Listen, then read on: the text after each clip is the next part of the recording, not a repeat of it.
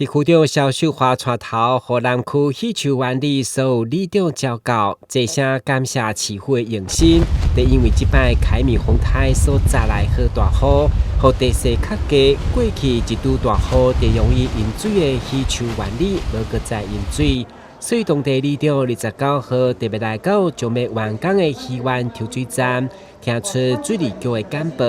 了解该抽水站如何发挥功效。区长表示，丰台市市长吴伟霆嘛亲自关心机组的运转，提醒操作人员密切注意监控，确实让民众不搁再受淹水所苦。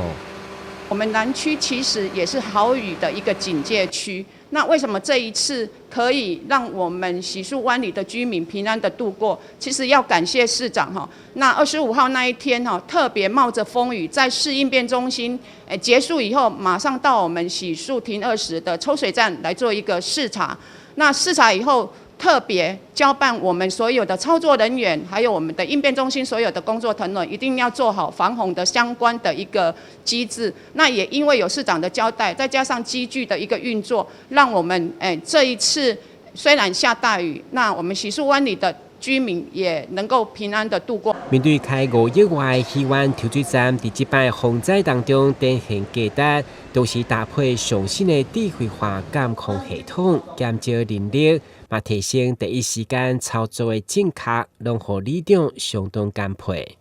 过去湾里伊甲喜球这方面，因为伊较属于伊地势较低，伊近海。你若小可较巴流的时阵，这方面的